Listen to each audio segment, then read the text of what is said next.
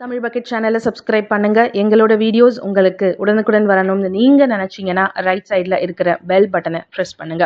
பொதுவாக ஒரு படத்தில் ஒரு டைலாக் சொல்லுவாங்க, இந்தியாவுக்கு சுதந்திரம் எப்பவோ கிடச்சிச்சு, பட் இருந்தாலும் இப்போ இருக்கக்கூடிய காலகட்டத்தில் ஐடி கம்பெனிஸ் மாதிரி இருக்கக்கூடிய கார்ப்பரேட் கம்பெனிஸில் அடிமைகளாக மனிதர்கள் இருந்துக்கிட்டே தான் இருக்காங்கன்னு சொல்லி. ஸோ கண்டிப்பாக இது ஒரு உண்மையான ஒரு விஷயம் தான்.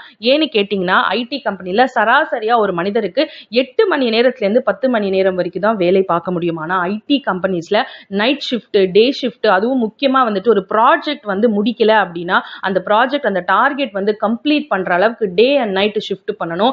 அதுலயும் அந்த டீம் லீடர்னு சொல்லப்படக்கூடிய அந்த டீம் லீடருக்கு முதலாளி கிட்ட இருந்து பிரஷர் வரும். அந்த பிரஷரை கொண்டு தன்னோட டீம்ல இருக்கக்கூடிய எம்ப்ளாயிஸ் கிட்ட காட்டுவாரு.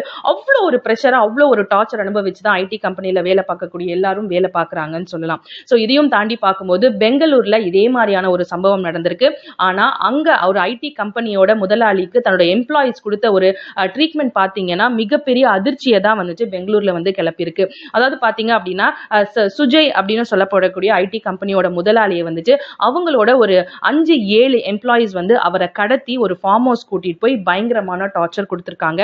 ஏன்னு கேட்டீங்கன்னா அவ்வளோ எம்ப்ளாயிஸ் கிட்ட வேலை வாங்குவாராம், அவ்வளோ இரிட்டேட் பண்ணுவாராம். யாராவது ஒரு விஷயத்த முடிக்கலன்னா பயங்கரமா திட்டுவாராம். அதையும் தாண்டி அவங்களுக்கு 3 மாச சம்பளம் கொடுக்கவும் இல்லையா. ஸோ 3 மாசம் சம்பளம் கொடுக்கலன்னு சொல்லி திரும்ப எம்ப்ளாயிஸ் எல்லாம் போய் கேட்க, இதோ கொடுக்குறேன் அதோ கொடுக்குறேன்னு சொல்லி அலக்கழிச்சிட்டு இருக்காரு. ஸோ அந்த ஒரு ஆத்திரம் தாங்க முடியாம முதலாளிய சுஜய் அப்படின்னு சொல்லப்படக்கூடிய அந்த ஐடி கம்பெனியோட முதலாளியை கடத்தி ஒரு ஃபார்ம் ஹவுஸ்ல கொண்டுட்டு போய் ஒரு வாரத்துக்கிட்ட அவரை டார்ச்சர் பண்ணியிருக்காங்க. ஸோ டார்ச்சர் பண்ணி ஒரு கட்டத்தில் அவங்களோட சம்பளம் எல்லாம் கொடுத்ததுக்கு அப்புறம் அவரை விடுவிச்சிருக்காங்க. ஸோ விடுவிச்சதுக்கு அப்புறம் இந்த அவமானம் தாங்க முடியாது அவர் தற்கொலை பண்ணிக்கலாம் அப்படின்னு முடிவு எடுத்த போது அவங்க வீட்டில் இருக்கிறவங்க அதை தடுத்து உடனடியாக போலீஸ்ல கம்ப்ளைண்ட் பண்ணியிருக்காங்க.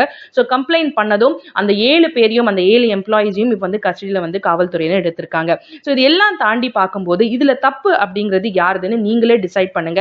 அந்த எம்ப்ளாயிஸ் பண்ணது தப்பா இல்ல அந்த முதலாளி செஞ்சது தப்பா?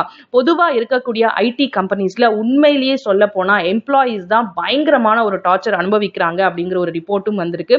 அவங்க இருக்கக்கூடிய ஒரு முடி பாத்தீங்க அப்படின்னா அவங்களுக்கு ஒரு 20-25 வயசுலயே முடி முழுக்க கொட்டி போயிடுதான். பாக்குறதுக்கு சில பேர் வயதான தோற்றமும் அளிக்கிறாங்க. அதுக்கான முக்கியமான காரணம் ஒரு சர்வேல எடுக்கப்பட்டிருக்கு. டாக்டர் சொல்றாங்க ஸ்ட்ரெஸ்னால தான் இவ்ளோ நடக்குது.